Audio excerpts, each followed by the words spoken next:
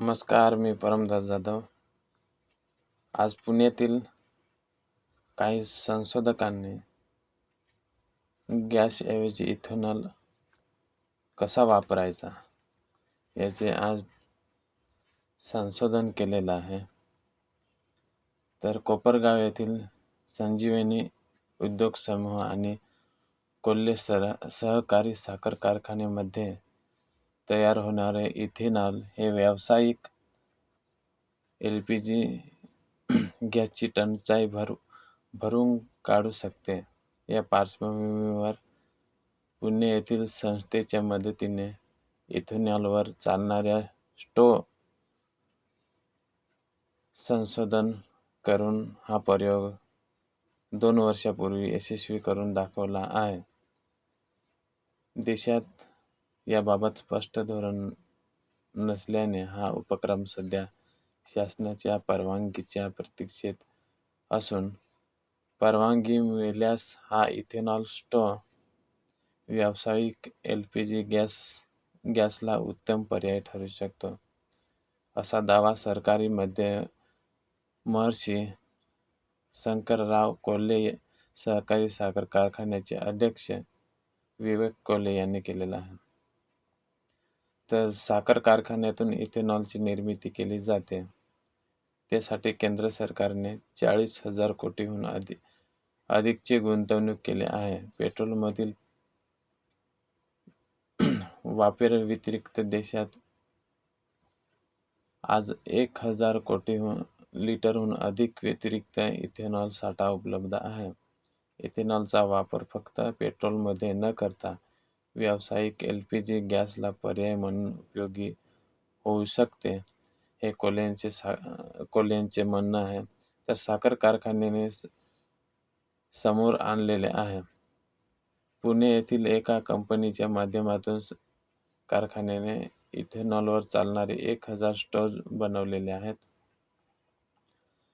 देशात याबाबत स्पष्ट धोरण नसल्याने हे संशोधन सध्या तरी प्रतिष्ठेत असून व्यावसायिक गॅसला लागणाऱ्या खर्चाच्या तुलनेत हा एक उत्तम पर्याय ठरू शकतो. सरकारने जर इथेनॉल गॅस किंवा इथेनॉल स्टोव्ह यासारख्या संशोधनाला परवानगी दिली तर भविष्यात साखर कारखानदारी क्षेत्रात हा व्यावसायिक इंधनाची कमतरता भरून काढण्यासाठी मोठा फायदा होईल, अशी अपेक्षा विवेक कोल्हे यांनी व्यक्त केलेली आहे. देशात जवळपास 5 लाख घरांमध्ये इथेनॉल स्टोव्ह वापरला आहे. हा केनिया देशात 5 लाख घरांमध्ये सध्या इथेनॉल स्टोव्ह वापरतात.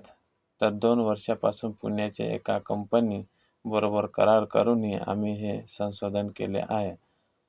मात्र शासनाकडून अद्याप परवानगी नसल्याने हा संशोधनाचा वापर होत नाही. व्यावसायिक इंधनाला पर्याय ठरू शकणाऱ्या या संशोधनाला परवानगी मिळावी, अशी मागणी विवेक कोल्हे यांनी केलेली आहे.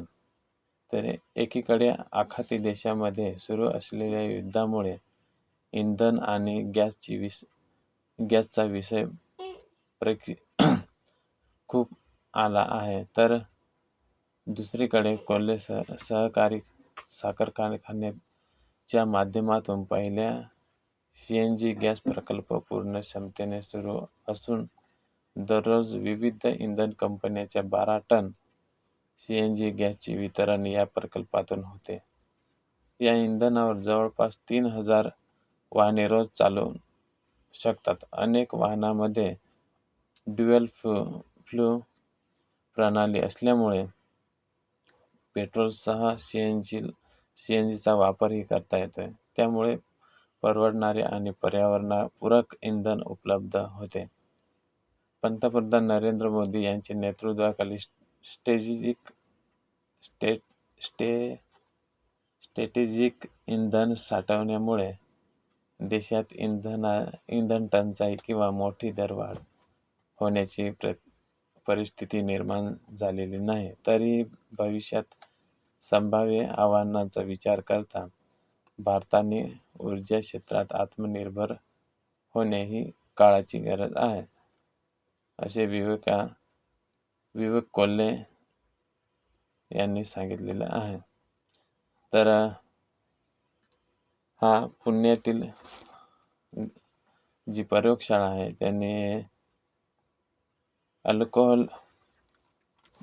अल्कोहोलचे संशोधन केलेले आहे.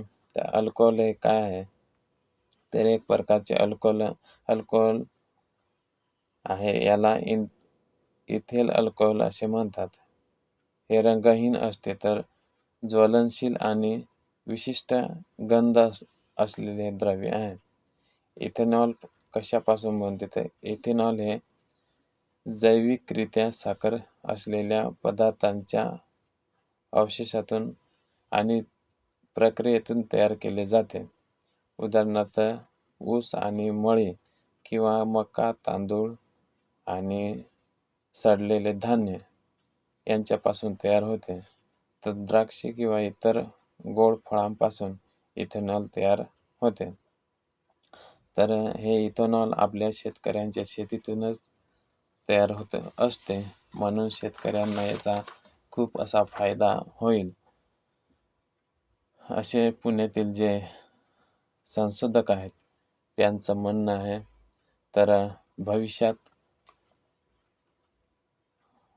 पुढे याचा आपल्याला फायदा होऊ शकतोय.